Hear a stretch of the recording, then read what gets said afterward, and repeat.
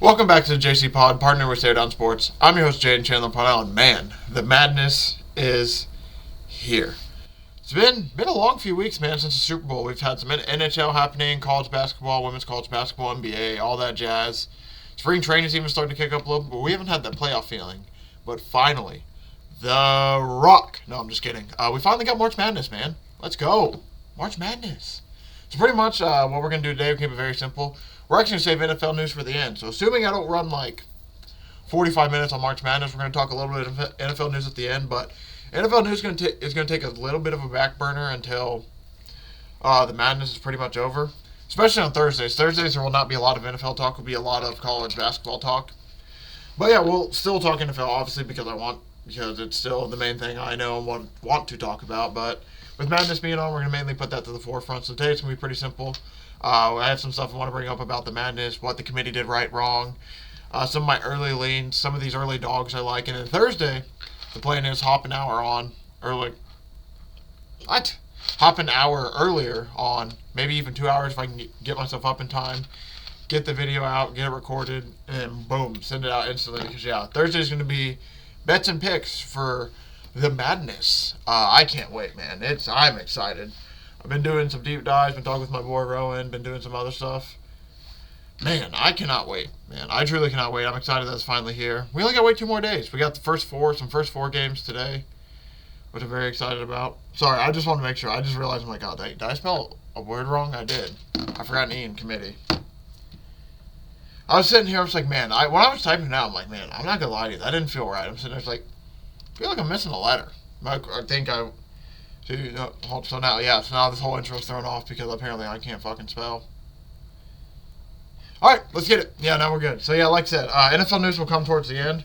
I want to talk pretty much this bracket first because we officially got a bracket. Initial thoughts on the bracket right away. UConn got screwed. UNC, the last 4 seed, has the easiest path. Iowa State got screwed. New Mexico got screwed, which in order, screwed Clemson. There's a lot of teams that pretty much got screwed by, I don't want to say the committee's ineptitude, but the committee, this is probably one of the worst brackets we've seen in forever.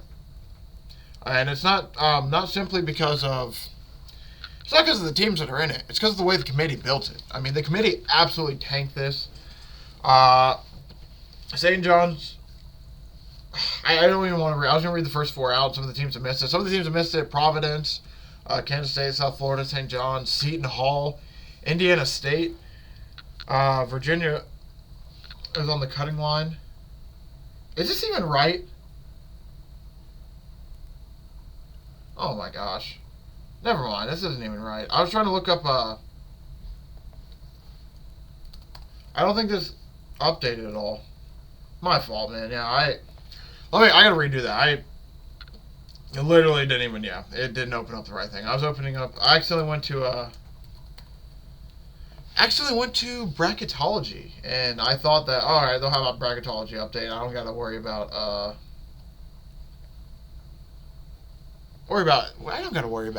it not being correct. No, they don't have anything updated to the actual bracket. So give me a second while I actually get this bracket. Yeah, I ain't gonna lie, that shit was kind of whack. Literally, I'm looking like, wait, Virginia is supposed to be in the play-in game. How all of a sudden are they here? I saw FAU was in the play-in game. Like, they honestly probably could have, should have been. That's another thing the committee screwed up. 8, FAU, they messed up their number, messed up Northwestern's number. I mean, there was just a shit ton they messed up. Like I said, we got the finally bracket up. Sorry about that again, by the way. I apologize. There was a little bit of a mess up on my end because, like I said, I went to bracketology thinking, oh, yeah, bracketology will have an updated bracket. They're just going to leave what he thought would happen there. That's what he thought would happen there. So, yeah, looking at the bracket, we got the official March Madness bracket. So, I'm going to break it down real quick, kind of read based on region. So, we're going to start with UConn, which I believe is in the East. So, we got UConn versus Stetson. I'm not going to read the numbers out because I think you understand, like 116, 8, 9, 5, 12.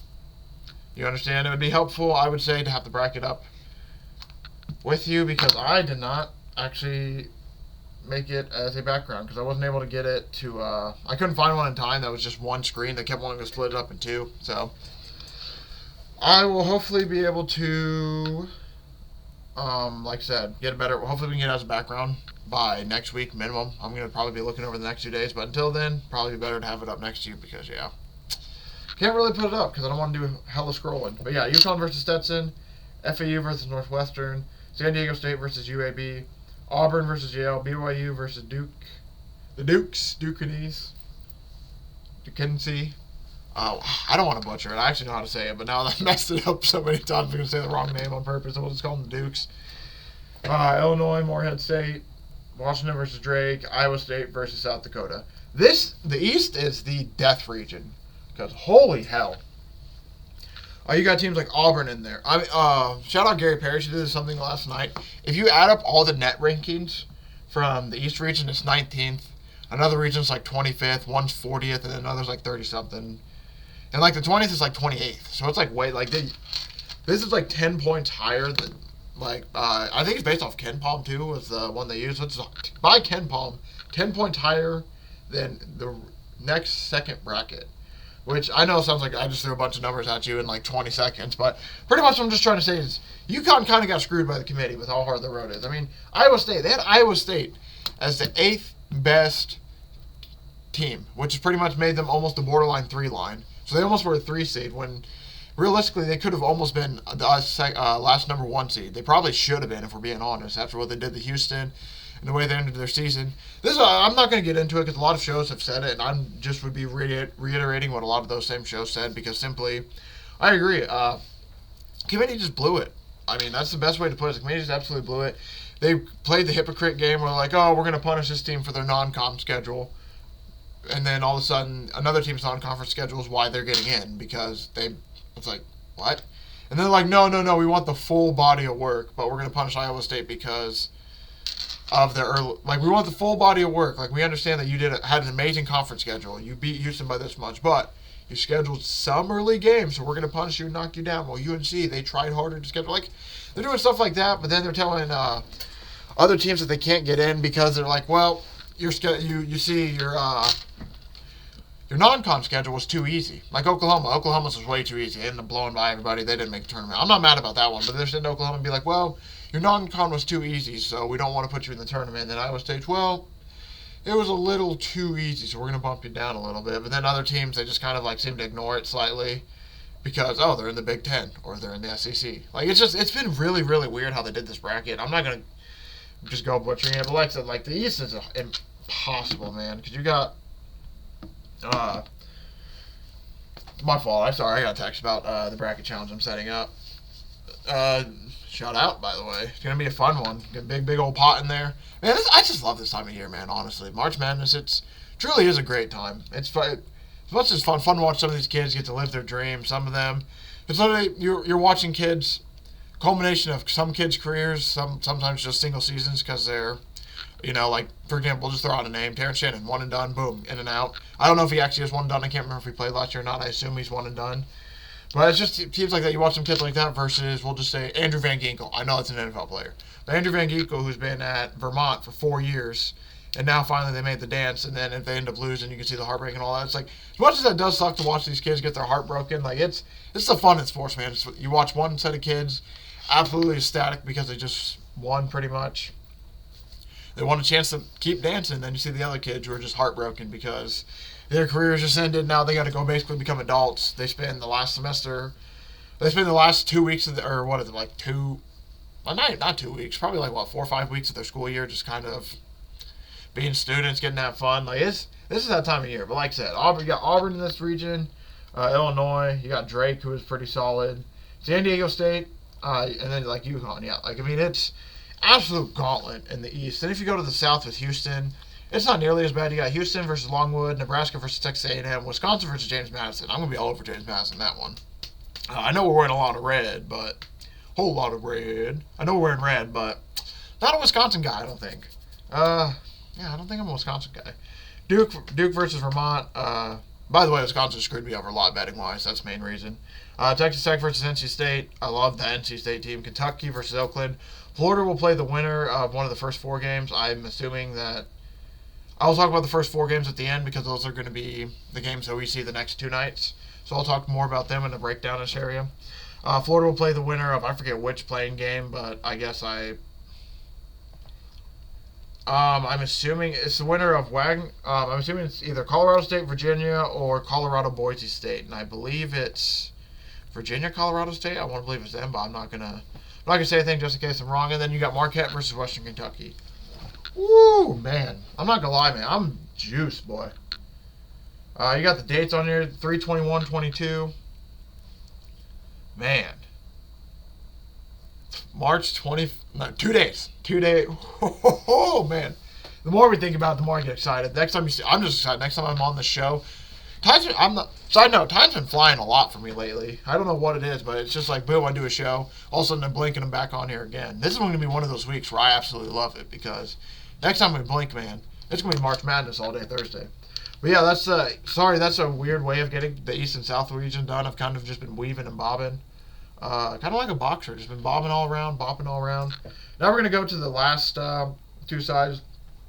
We'll go to the West, which is arguably the easiest bracket, and where we'll probably see the most chaos. You got North Carolina versus the winner of Howard and Wagner.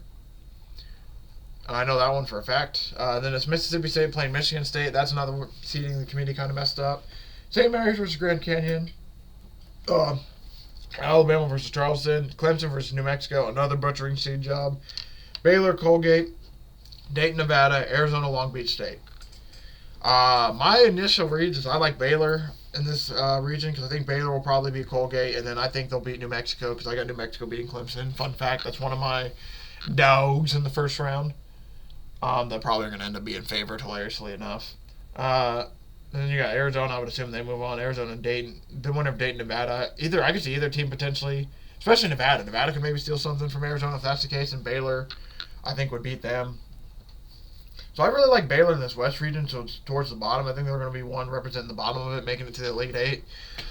And it's just the top part that I get kind of confused on, because I don't mind Michigan State, but I also think they could get beat by Mississippi State. Then do I trust North Carolina fully to get it done? Alabama seems like, from what I've been hearing and seeing, that they are running out of fumes slightly. Can they kick into that second gear? That's going to be a big question. St. Mary's, Grand Canyon, I would assume St. Mary's wins that, but that feels like it can go either way potentially. I mean, it's the Wild West. Literally, the Wild West. Because that's the West region. No, I truly don't know. It's going to be fun, man. It's going to be a fun one. I like New Mexico. I think this is going to be the region with potentially the most upsets. Upsets as well, because New Mexico, like I said, is probably ending up going to be favored. I should check that out. They do have the lines out. Maybe I'll end March Madness with reading the lines. I've been debating that this whole show, by the way. I'm either going to save the lines for Thursdays and just wait for them to move, or I might read them now and then see what they move to and all. I don't know. That's the part where I'm still kind of deciding on if I want to read lines or not, but I for sure want to say New Mexico just for this point. New Mexico, minus 2.5 point favorites. Probably going to be on that regardless, but yeah. An 11 seed, think about that. An 11 seed is 2.5 point favorites, and you're telling me the committee didn't mess that up? Interesting. Yeah, we can... I'm going to give this committee a hard time this episode. I'm not going to lie. Like I said, I'm not going to talk about it all show, but holy hell did they mess up the bracket a little bit. So now we're going to move on to the final region. Number 1 seed, Purdue Stains, and they got the winner of Grambling or Montana State. And then you got Utah State versus TCU. Another butcher job. Utah State as an 8 seed. Purdue gets a really tough Utah State team in the second round if they end up moving on. Gonzaga McNeese, another tough one. Like, damn. I'm with my boy Ron on this one. I'm all over McNeese. I love this McNeese team, but Gonzaga's a tough matchup. I'm still probably going to take them regardless, but man, would have loved to see them against Auburn, get some real juicy numbers. Would have loved to see them against Alabama. Team like that, but man. So Gonzaga, that's going to be a good game. Kansas, Samford. There's something interesting about this. Samford runs full court press, so they're going to run full court press all game. And not only that, Kansas doesn't have very many players. I don't know how much I've talked about on this show. I know I brought it up a good amount on Rowan's show when we talked college hoops on Friday. But Kansas pretty much has 4 players, and 2 of them did not play in the Big 12 because they were injured. So, yes, I understand the roster has more than 4 players, and it's Kansas, so they get 5 stars. But coherently playing as a team, they got about 6 guys. And that's being generous. It's probably about 4, if we're being real. And 2 of them are injured coming into the tournament with injuries, so I don't know how much I trust them. regardless. So I'm gonna have to look up the points for Samford. That's what we'll do after this. Actually, I'll tell you some games I'm really looking forward to, and then give you leans based off points. So yeah, Samford's one right there where I'm going to be looking at, especially if they get a lot of points. I don't think they'll upset Kansas, but I won't be shocked. It's one of those situations. It's probably one of the worst Kansas teams we've seen in Bill Self's tenure there, because I think this team has set records at like, this is the first time this has happened in the Bill Self era. This hasn't happened since 2012 in the Bill Self era. Like, this is a Kansas team that's making history, but not in the right way. But they still got some of the guys that did decent last year, like KJ Adams, DeJuan Harris, I believe is his name, actually, not Damian. My apologies. Then who else? Like McCullers, Hunter Dickinson. We'll see. And then we'll end it, like I said, South Carolina, Oregon, Creighton, Akron. Texas plays the winner of that Virginia, Colorado State, or I think it's Colorado, Boise State. Plays Texas, I want to say, but I'm not 100% sure. And then you got Tennessee versus St. Peter's.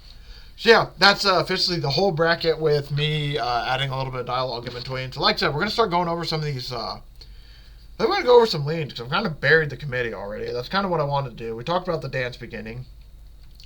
Yeah, I think we'll spend probably the next like 15 minutes or so kind of looking at early leans, man.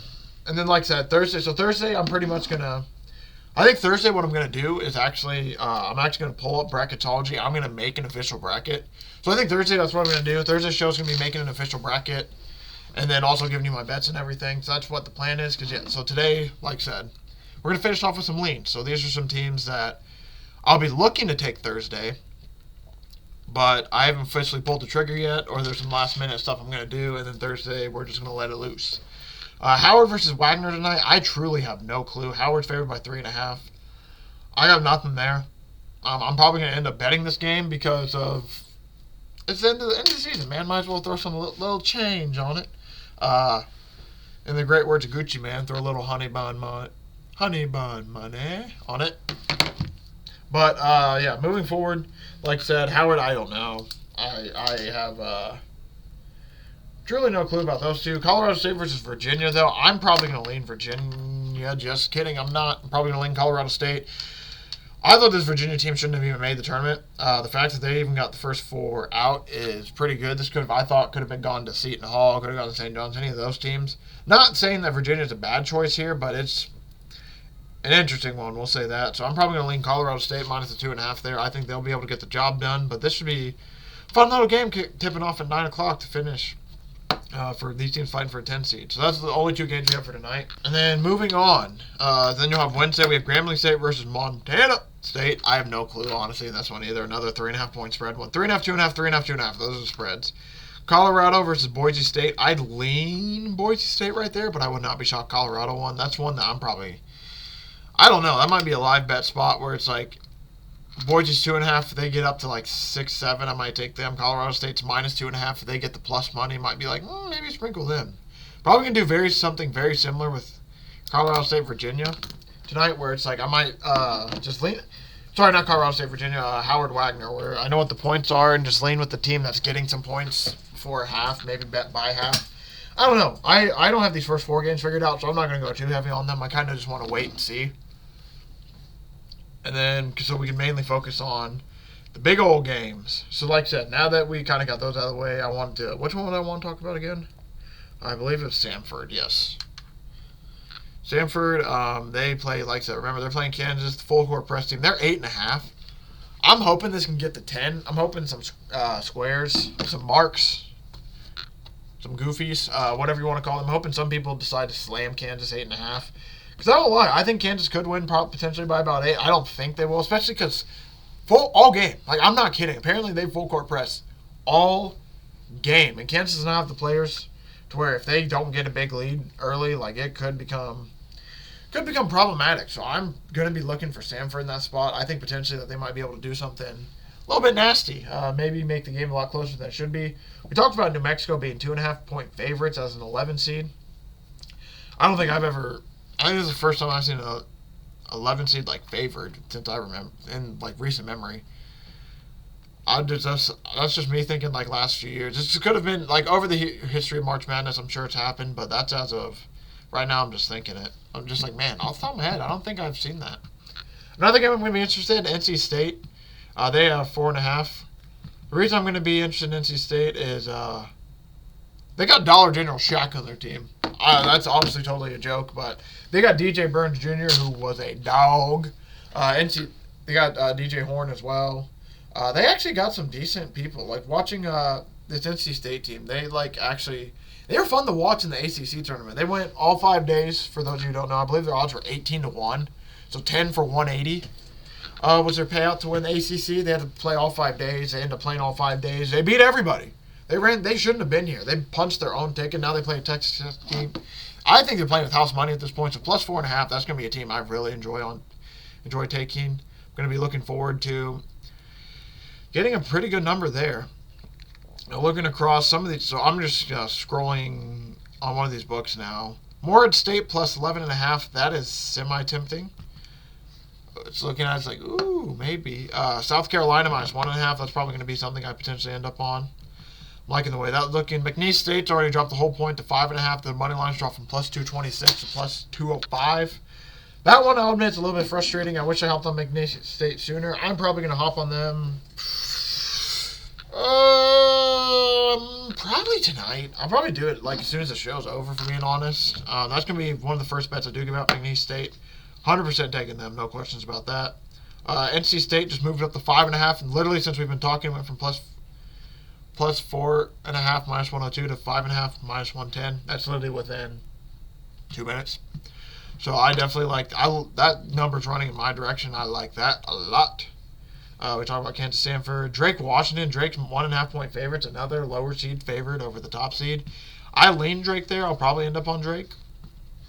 Nothing else to add there. Northwestern, Florida Atlantic. That's gonna be a tough one. That's tough. I think Northwestern. I said North Atlantic, Florida Western. Oh man, Northwestern, Florida Atlantic. That's probably the game I'm troubled with the most. I can't figure out which team I like. I've bounced between Florida State, Northwestern.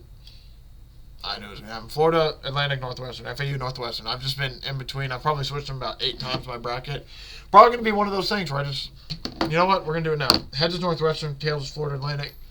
Best of 3 heads.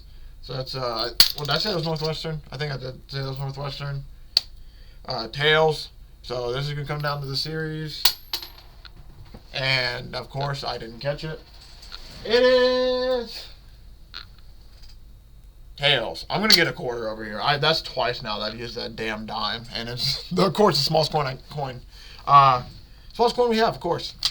That's what I meant to say. But yeah, I guess we're taking Florida Atlantic. I got tails. Tails after being down 1-0 in the series comes back to storm back, wins 2-1. I think I'm gonna take them. I'll probably end up on them then, I guess. But I don't know if I'm gonna bet that game. UAB, San Diego State. I haven't got anything yet in that one. Baylor, 13.5 is tempting, but holy mama! UConn's favored by 26.5. Might lay that. I don't know. We'll see. Might hold off on that one. Yale being plus 12.5 is pretty tempting. I'm not gonna lie. 12.5 is a lot of points. That is mad tempting. We talked about New Mexico being 2.5 point favorites. It's 11 seed. That's just wild. Nebraska's 1.5 point favorites. Not gonna lie to you. Probably going to take this team just to go with my guy, Keisei Tominaga. He is a dog. For those of you, a lot of people are just learning about him now, which is really sad to hear about. He was going off last year and doing some stuff. This year, it's just one more year of experience. A super sniper, we'll just say that. He got affected a little bit by Illinois because of the size and everything. So that's the only concern with him is he is a little bit of a shorter guard, so size can be an issue. But I might just take Nebraska to ride with the boys. Duke, 11.5 point favorites. I'll probably end up taking Vermont plus 11.5. That's almost, I don't want to say a guarantee, but hashtag fade them Dookie stains. Charleston, Alabama, 9.5. I don't know. Houston, 24 point favorites. A lot. James Madison being 5.5 point dogs. Give it to me. I hope they keep going up. So far, James Madison and McNeese are probably going to be the 2 bets I for sure take. Those are probably going to be locked in by the end of the show. I'm most likely going to be taking those. TCU, Utah State being 3.5 point dogs. I'm for sure probably gonna be taking Utah State as well. I'm gonna write all these down at the end, and then I'll give them out at the end of the show potentially.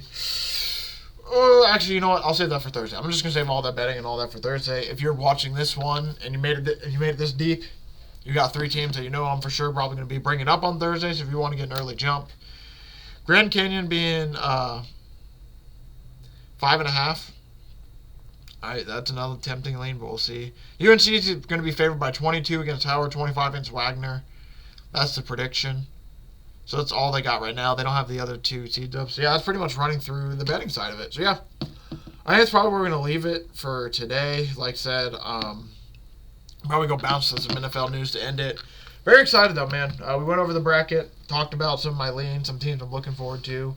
If you watch that whole segment, I know it's going to be long, but if you watch the whole segment, you can probably have a good idea about where I'm leaning on most of these games, if not all of them. I feel like I kind of gave away my hand slightly, but yeah, like I said, Thursday, you look for me to pretty much be giving out my bets, as well as we're going to be making I'll be making the bracket and probably giving out bets along the games as well. And what I'll probably do for fun, if I'm able to, is every round I'll try to make. I guess I can't do it till after the round of 32. So when we come back that following Thursday after the round of 32, I'll try to predict like the seat. I'll make the bracket from the round of 32 on. Then the following week, round of Elite 8 on, we'll do it kind of like that. So yeah, it'll be round of 64, round of 32. So I'll predict up until the championship for that one.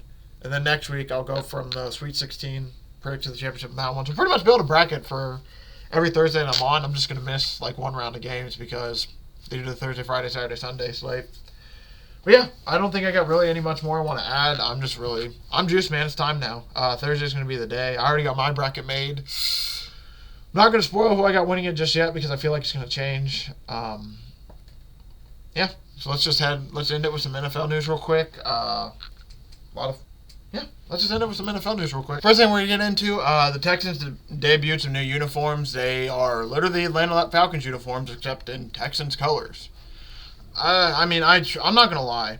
I don't get why all these teams go from, like, cooler uniforms to, like, let's just go as basic as we can be. Like, no, don't get me wrong. I don't think anybody likes that. I mean, some teams, yes, I understand it. Like, let's see. If you're an older team, like a team that's been around forever, like for the Green Bay Packers, green and yellow, they can keep it simple. They should. They're like I don't want to say like a pillar team, but they're one of the few older teams in the NFL. Bears, they don't go too crazy with some of their jerseys. Understandable. It's just some of these teams just going so basic. It's just like the Texans. The Texans don't have too much of a diverse history. Make some history. Make some cool uniforms. Do stuff like that. Instead, like I said, the picture is literally the Atlanta Falcons uniforms. It's literally just a white uniform. It says Houston in basic font, the number 3, and pretty basic, or like the number 3 or the number 12 in really basic font. Like, I mean, it's shoulder part has a kind of a cool thing on it, I guess, but it's just like, man, I'm not gonna lie, it's not. Some of these jersey designs are very unoriginal. Like the Cardinals, man. The Cardinals jerseys are just literally white with red numbers on. Like, don't get me wrong. I'm not trying to ask for them to have tie-dye jerseys and all that stuff, but just some of these designs are just horrible, man.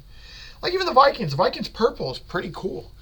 I like the purple with the white numbers. Even the font looks fine. And then it's just teams copy each other, and then all the teams look the same now.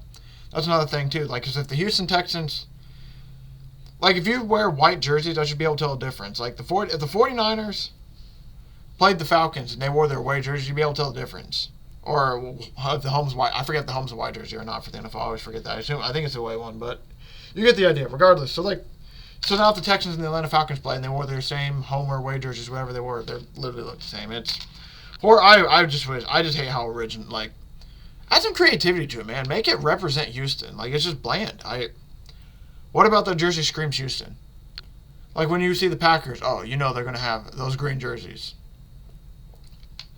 It's like the Colts, you know they're going to have the horseshoe. I mean, obviously it's a logo. That one's like, they're going to have the horseshoe somewhere probably on their uniform, or the state of Indiana. Like the Texans uniforms, they did nothing like that. They have nothing really that stands out that makes you be like, oh, that represents the Houston Texans. Like nothing screams that to me. That's what's disappointing. The Saints signed Chase Young. That's all the reason. I'm not mad. I'm just disappointed. I thought they could have done a little bit better. Chase Young signs a 1-year deal that's about worth $13 million with the Saints. So shout out my boy Rowan. Literally 3 hours before that happened, I told him, like, man, all these teams are making moves, and the Saints signed Nathan Peterman. But yeah, shout out the Saints, man. Finally adding a little bit more to the defense. The 49ers are signing Josh Dobbs, as I'm assuming a backup. So Josh Dobbs continues his story, moving around a little bit. Marquise Hollywood Brown's excited to play for the Chiefs, saying they're going to let him showcase more of his skill set, which I would assume they would because Andy Reid's going to literally pretty much just do whatever this guy does perfect. Lions are going to add Kevin Zeitler on a 1-year deal for offensive line. I'm assuming that fills some depth for them. Alexander Madison is going to sign with the Raiders. So now I'm assuming he's going to be a backup running back to Aaron Jones, which I think actually him being the number 2 with Aaron Jones might be a lot better. He worked out a lot better as a 2 than a 1. For an accounting error, the 49ers have been forfeited a 2025 draft pick and a 2024 4th-round pick for some issues with, I think, the roster management money-wise. So I think they pretty much overpaid for some of their roster. So they get punished by a slap. They lose 2 late-round picks, which, I mean, I guess could be valuable because it could be, you never know, because it could be a player they draft and ends up becoming a superstar. But for what they did, I mean, it's just kind of whatever. The NFL, when those type of punishments, at least the NFL, doesn't take away a first-round pick. I feel like people would be like, oh, it's too egregious. Second round, maybe. I don't know how to punish them for that, though. So what am I going to say? Shaq Barrett said the Tampa Bay Buccaneers would be mad they let me go. For those of you who don't know, Shaq Barrett signed with the Dolphins after he was released by the Bucs. So the Dolphins actually added to their defense. He's actually a pretty, I think, decent player. So I think he'll be pretty good at it. I think the Bucs might honestly regret letting him go, but we'll see. Shout out to Leighton Vander Esch. He's going to retire. He spent 6 seasons in Dallas, but he just sustained a lot of neck injuries. I believe I saw a video. I'm not gonna call it out, but there's one where I saw somebody push him in the back and he ended up hurting his neck. I don't know if that was the original one or if that's what caused it this season, but he was honestly pretty good. He got 140 tackles his rookie year. And it seemed like all of a sudden he's like, oh, so the Cowboys found their next linebacker guy. He was following Jalen Smith a little bit. Jalen Smith was pretty good for Dallas a few years there. And all of a sudden they're like, oh, we got another middle linebacker. Then, like I said, he just had injuries that just kept screwing him. He had a stinger in 2022 that caused him to miss 4 games. And then another neck issue. Sidelined him for all the games, but 5 this year or last season. So, yeah, he just pretty much just sucks, man. He got his career off to a great start and then just could not stay healthy. It sucks. It's how the NFL games be sometimes. Sometimes just can't. Some guys have a lot of talent in the world, just can't find a way to stay healthy, even if it's their own fault or if it's just the universe. Kenny Pickett, time for a fresh start, makes sense. He pretty much just said it was time for a fresh start, which after all the noise last year, like I said, makes a lot of sense. The Bills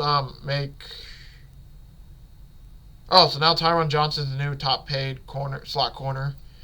He gets 3 years, $31 million. If you don't remember, Kenny Moore for the Colts was the original top-paying corner. He had 3 years, $30 million. So this guy got $1 million more to be a top player. I love how petty they are about that stuff. It's funny because it's only $1 million. But hey, he's a top-paid corner now. I love it though. Tre'Davious White scheduled to visit the Rams and Raiders. We'll see where he ends up signing. Cowboys revised Prescott's contract to reduce the cap hit, so they gave him basically a signing bonus so they don't get punished for the cap this year. Mike Williams is going to visit the Panthers, Steelers, and Jets. That's going to be interesting. I'm surprised. I wish the Colts would go after him, but obviously they are not. Apparently they didn't go after L'Jarius Sneed either. I saw reports that apparently they were talking to him, then Adam Schefter be like, nope, there's no talking at all that happened. So I don't know what's going on with that story anymore now. I don't know if they were trying to even get Danielle Hunter at this point anymore. I can't believe any reports. KJ Osborne signed with the Patriots. Not a bad signing for them at all. I think that's actually a pretty good signing. They needed a receiver. KJ Osborne is not bad at all. Browns are signing former Ravens quarterback Huntley. For those of you who don't know, Lamar's backup now is going to be the Cleveland Browns along with Jacoby Brissett and Deshaun Watson. Steelers got Justin Fields in a trade. I feel like I talked about this. It's for a 6th-rounder that eventually could become a 4th-rounder. I don't remember if I've talked about this on here or not. But yeah, Justin Fields now a Steeler. It's going to be him and Russ. Wouldn't be shocked if he learns under Russ for a year and then becomes a guy potentially if they like what they see. We'll have to see. I just don't know. I don't know. The Bears kind of just killed a lot of momentum that Justin Fields had. There's a funny graphic that showed the top quarterbacks drafted in the 1st round the last 2 years. Basically, from the list, Trevor Lawrence is the only one who's going to end up on his team still. Every other quarterback is either released, traded, or cut, or on a new team. So it's just insane that just shows you, even with the top pick, taking a quarterback might not always work out. Seahawks give Jerome Baker a 1-year deal worth $7 million. Really good signing. Texans and Jets had eyes on Keenan Allen prior to him going to the Jets. Him on the Jets. Or sorry, him going to the Bears. Him on the Jets would have been insane, though. Yeah, he would have. Man, yeah. Jets do sign though Tyron Smith. That was a really good. If he can stay healthy, that's an amazing signing for them. The biggest question is just can he stay healthy? The Cowboys are letting Cowboys are losing a lot of players. That's something I have noticed. Cowboys are losing a lot of players. I haven't got to talk about this too much. I wish I could have let the show off with it. I'll dedicate a show to it. I'll dedicate a minimum half a show, probably a whole show to it this summer. Aaron Donald retires, man. Shout out 99, man. One hell of a career. Probably arguably the best defensive tackle of all time. Him and Barry Sanders, I believe, are the only two players. 10 seasons, 10 Pro Bowls, or 10 All-Pros, whichever one it is. I forget which one it is. He has three defensive players a year. Aaron Donald does. Could have won MVP, potentially 2 years. There's a 2-year stretch where he was arguably the best player in football at any position, no matter what. Compare what he's doing at defensive lineman to quarterback. I mean, he's had the stats. He was taking up triple teams, quadruple teams. Like, for the casuals who don't realize it, the way he took up double and triple teams is invaluable to a team. Because you think about simple math. So you got 11 players on offense, defense. You got you got the quarterback. There's 10. Say he hands off the ball this play. There's 2 people that can't block already. There's 9 because the quarterback's not going to waste his time blocking. There's 9. So now you got the 5 offensive linemen. We'll say the 6 with the tight end. A wide receiver to your left, 2 to your right. So pretty much, you got 6 guys to block. We'll just say, 8 guys pretty much on defense, because we'll say we'll leave 1 corner here, 2 corners here. We'll do a 2 high safety look just to keep it like that. You got 8 guys in the box. You got 8 guys on the box on defense versus the 6 on offense, and Aaron Donald's taking away 3 of the offense. Now you got 3 on 8. I know, obviously, that's not an exact football scenario, exactly, but that's just to give you an idea. Like, Aaron Donald was literally taking up a good chunk of percentage of the defense. All eyes were on, hey, how do we keep 99 from wrecking the game? 99 will absolutely wreck the game if we don't stop him. He literally won the Super Bowl. He won the Super Bowl for the Rams with his pass. I mean, Jamar Chase was open. If Joe Burrow's able to cleanly get the ball to him, Bengals are probably Super Bowl champs right now, but Aaron Donald's able to stop it. Absolutely amazing career. Like I said, I could not talk about him enough. We're gonna save it for he's gonna get a whole episode probably in the summer just dedicated to his career, because he was one of my idols growing up. He was the first NFL player where I was able to watch him come in. First NFL player that, like, personally for me, like, it's all-time favorite player. Got to watch him come in the league, live his dreams, win a Super Bowl, retire. Like, obviously, I watched Peyton Manning some, but I was like, he joined the league about when I was born, so I couldn't really tell him. There's a lot of Colts players, obviously, yes, but this is, like, one of my favorite players outside of the team. Like, personally, as a defensive lineman, too. This is one of the first defensive linemen I fell in love with that wasn't a Colts player. Where it's like, oh, yeah, that's my guy right there. I love that guy. So, man, seeing him go really, truly does suck. He's still playing at one of the top of his game, too, so he could have easily got another 3-4 years. But shout out to him, man. Obviously, I'm assuming he's happy with his decision. He can't wait to move on to some better things in life. Which, obviously, the NFL is great, don't get me wrong, but Aaron Donald's going to be doing some great things in life, knowing that guy from what we've seen from afar. Rams are signing Jimmy Garoppolo, which is not surprising at all. Kind of is. That is Jimmy Garoppolo, but them needing a backup kind of makes sense. He's going to be suspended the first 2 games anyway, so makes me wonder what's going on with Stetson Bennett. Cowboys released Michael Gallup as well. Browns are hiring Vrabel as a consultant. That's huge. By the way, I'm going to look up that. Short restructures deal to stay with the Eagles. There's only like 2 or 3 things with news left. That's why I'm waiting. Vikings acquired Texans first rounder and 5-pick trade. Vikings are very clearly trying to get a quarterback, I believe. I just don't know if they're going to be able to trade up in time. Yeah, I think it's going to do it. Commanders send Howell to the Seahawks. Eagles sign Devin White. Woman accuses Dak Prescott of sexual assault. This is from 4 days ago, so we're going to see what happens with that. I'm not even going to get into that. I'm just going to wait to see what happens overall. A.J. Dillon resigns with the Packers.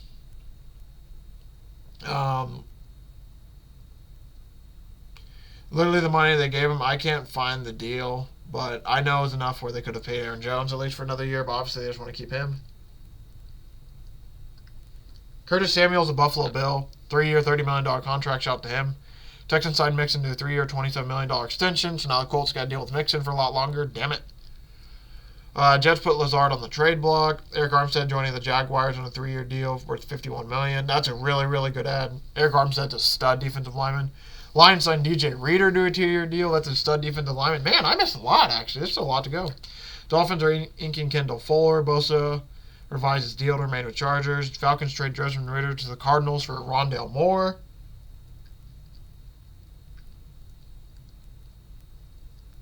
Sorry, I had a piece of dead skin that was bothering me all show. I had to get it off. It was driving me absolutely insane just feeling it.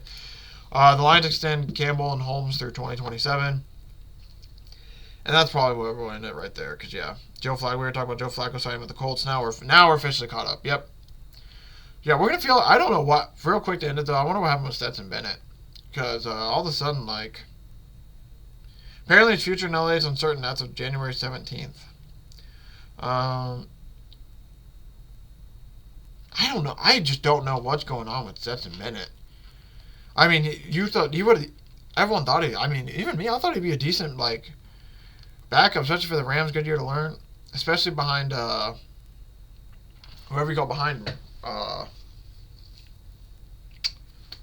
Matt Stafford. I don't know why I couldn't think of his name. I'm just trying to see. I'm for sure gonna end it. I'll probably delay it like another minute or two, but I'm just trying to find. Apparently, he is on his way towards an NFL return. I just forget what's happened to him. I know they said he had a lot of learning to do and everything, just because of like the issue with the drinking and all that. He had some stuff where he needed to basically like just get the mental side of his game right. So anything a little bit bigger, more important. So yeah, he had some stuff that he had to figure out behind the scenes. I do remember that. But they never really talked about what it was. That's always what's really concerning, is they kind of just...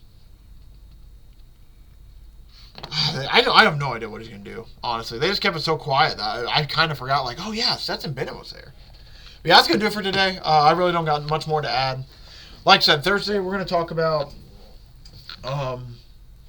Thursday's going to be all March Madness. I probably will only talk about NFL news if it's huge.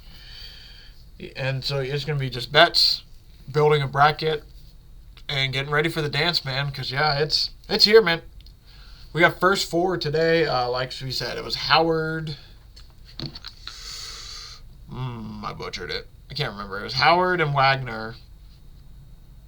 And Virginia, Colorado State. That's what we got tonight. Very, very excited for it. Let's go. Colorado State. Yep, Virginia Cavaliers. Wagner versus Howard. That's what we got tonight. Tomorrow's Grambling, Montana State. Colorado versus Boise State. It's going to be a fun one, man. Next time you see me on this feed, we'll be building a bracket together, talking March Madness bets, and getting ready for an amazing weekend. Thank you all for watching. Thank you for all the support. I really, truly appreciate it. Feel free to check out Stay On Sports. We'll have some news popping up off there. And I will see everybody back in this feed on Thursday for more of